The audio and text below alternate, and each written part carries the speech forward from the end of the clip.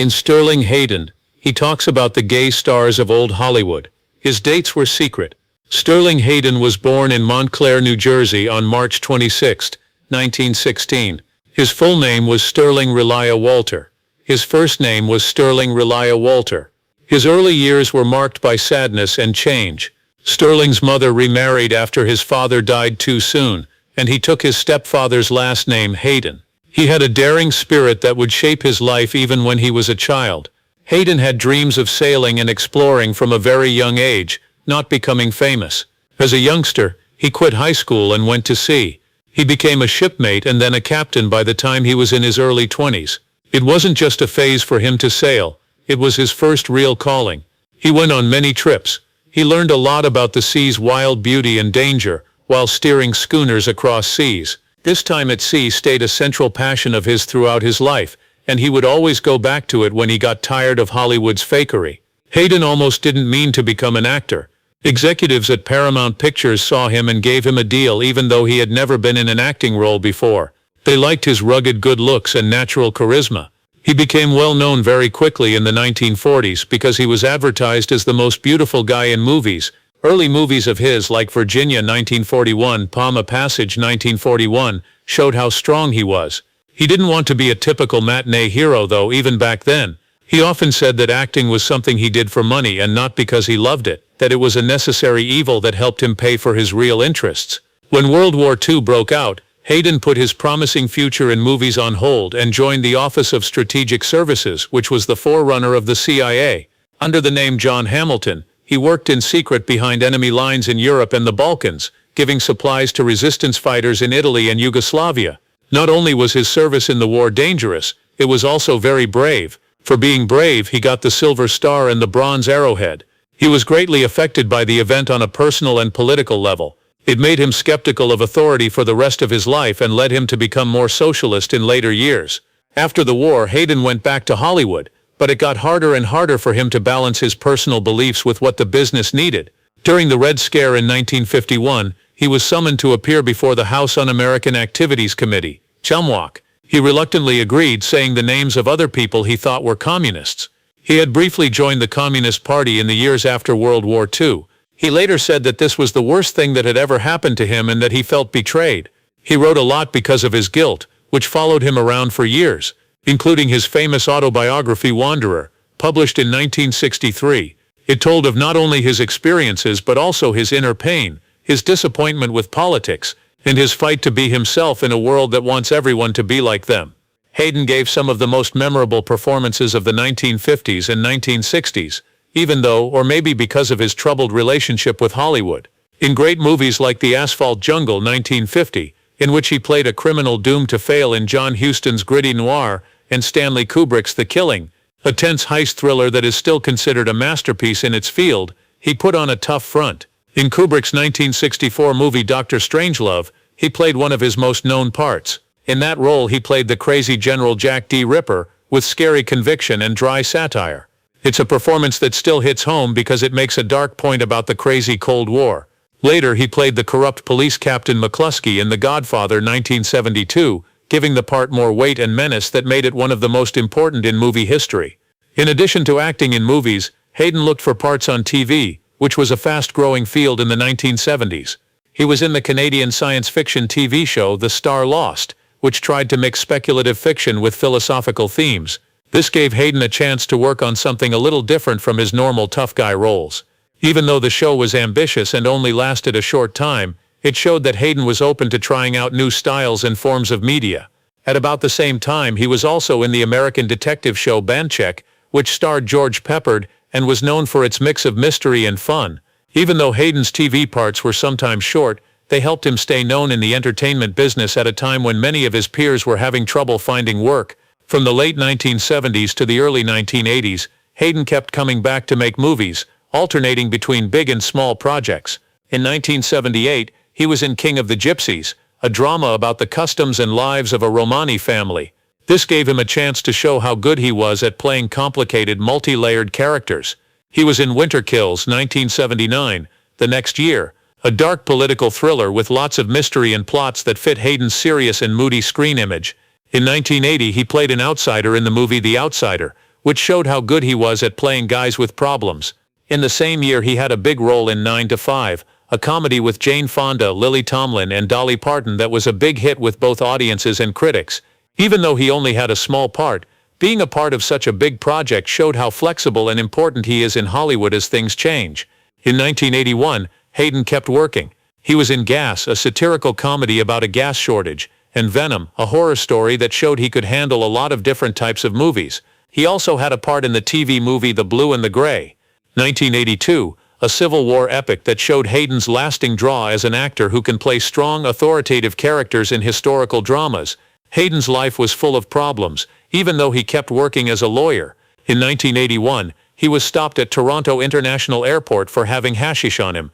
This showed a more rebellious and outlandish side of the actor, in line with the idea that he was a man who often did things his own way.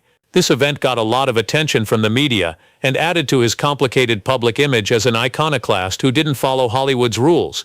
Hayden was not only good at acting, but he was also very good at writing. His writing won him respect and money on its own. His book Wanderer came out in 1963. He writes an honest and very personal account of his life, work and inner battles. People loved the book because it was honest and told vividly. It gave readers a close look into the life of a man who had seen both the glamour of Hollywood and the harsh truths of his own demons. After more than 10 years in 1976, Hayden published a book called Voyage. It was a work of fiction based on his own time at sea and love of traveling. Public and critics alike praised both books and they sold well. Hayden once said that they had made him a lot of money. He did, however, complain about how much of these earnings were lost to taxes, which is a good reminder of the money problems that many artists, even wealthy ones, face. It was 1983, and the documentary Pharaohs of Chaos told the story of Sterling Hayden's amazing life. This movie gave a thorough look at his varied work, his experiences as a sailor and traveler, and his deep philosophical views on life. As a tribute to a man who had lived a brave and unique life, it captured the minds of people who saw him as more than just a Hollywood star, but as a symbol of freedom and not fitting in. In spite of this, Hayden's heart was never really playing. He refused to become a star. Leaving Hollywood for the sea a lot of the time, he bought a boat in Europe and lived a free-spirited life with his family on the canals of France. He wrote many things, but Voyage, a book from 1896 that was a huge epic set at sea and showed how much he knew about maritime life and history, was his most famous work. He wrote with a sense of romantic defiance and told the truth, just like he lived his life. Sterling Hayden was a man of many sides. He was an actor who didn't want to be famous, a hero who was troubled by the choices he made, and a sailor who got stuck in show business. He had problems with sadness, drinking, and feeling alone, but he was also fiercely independent, intellectually honest, and poetically wise. He wasn't just a movie star, he was also a sage, like Odysseus in our time, looking for meaning outside of the lens of the camera. Like his work life, Sterling Hayden's personal life was full of layers of complexity, emotion, and important relationships that shaped the way he lived his life. In his first marriage, he married the beautiful and talented British actor Madeleine Carroll. In the 1930s and 1940s, she was a big star in both British and American movies. Carroll brought a sophisticated air to their relationship. She was known for her stunning good looks and memorable roles in movies like Alfred Hitchcock's 1935 The 39 Steps. Even though their marriage didn't last long, it got a lot of attention because both of them were famous. In the end, the union couldn't last. Maybe someone who died because of the stresses of fame, the hard life in Hollywood, or different personal paths. Even though they got a divorce, it was a hard time in Hayden's early years after the war, as he went from being a soldier to an actress. Sterling Hayden married Betty Ann DeNoon, a former actor, for the second time in 1947. They were married for a longer time and had 4 children together. Their marriage was passionate but rough, with a lot of deep emotional energy, and sometimes deep conflict. The relationship between Hayden and DeNoon happened in America after World War II. While Hayden was dealing with his own ideological changes, his controversial ties to the Communist Party, and his subsequent testimony before the House Un-American Activities Committee, U.S., a choice that stayed with him for years. Betty Ann and Hayden raised their 4 kids, Christian, Dana, Gretchen, and Matthew. They lived in a home that was both mentally stimulating and often tense because of Hayden's inner conflicts and restless spirit. In the end, they got a divorce, and their custody fights turned nasty and got a lot of attention.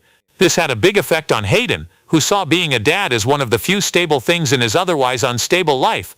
Hayden got a little more stable in 1960 and made things better at home when he married Catherine Devine McConnell. She was by his side for the rest of his life. Their marriage lasted through Hayden's later years, which were full of ups and downs, such as his time at sea, his bouts of depression, and his gradual pull away from the Hollywood glare. He had 2 more kids with Catherine, Andrew and David, and family life seemed to settle into a calmer pace for him. He often went to his beloved houseboat and then his home in Sausalito, California to get away from it all. Catherine, who was known for being kind and steady, gave Hayden the mental support he had been looking for a long time. They were married for more than 20 years, until Hayden's death in 1986. In his last years, Hayden was often with his children and grandkids, even though his health was getting worse, finding some peace in the structure of family, which had seemed impossible when he was making movies and fighting for his beliefs. Sterling Hayden became more honest and reflective as he got older. He started to talk more publicly about the emotional complexities of his past, including parts of his personal life that he had kept hidden for a long time because of how things were in old Hollywood, both professionally and socially. One of the most shocking and enlightening things he said in private conversations and unpublished notes was that he had sexual and romantic relationships with several famous male actors in the 1940s and 1950s. These relationships were kept secret because homosexuality was illegal at the time. Hayden was known for a long time as a rough all-male character. His chiseled features and commanding presence made him a mainstay of both war movies and classic crime movies. Behind that tough exterior was a man who was deeply unhappy with the strict rules that male actors had to follow during Hollywood's golden age. Some people who knew Hayden well say that actor Clifton Webb was one of his first secret partners in the business. Many people thought Webb was gay, but he never confirmed it. He was famous for his style and wit, and he was often cast in parts that were either aristocratic or sarcastic. Even though their public images seemed very different, Webb urbane and theatrical, Hayden gruff and seafaring, they both knew about the 2 lives they were living at the same time. Long intellectual talks about art, being a man, and the loneliness of being different are said to have marked their relationship. In a world where the camera wanted lies and the studio bosses wanted stillness, Hayden also talked about his difficult relationship with Anthony Perkins, the dark young actor best known for his part in Psycho. Even though they supposedly had an affair years before Perkins became famous, Hayden said that he was sensitive, thought a lot about himself, and felt ashamed of himself because of the pressures of fame and his religious background. They only got together once in a while and always kept it secret. They met in private homes in Laurel Canyon or in the Palm Springs desert. Hayden would later say that even though these kinds of meetings were scary, there was something beautiful about those stolen moments of openness with another guy who knew the same quiet pain.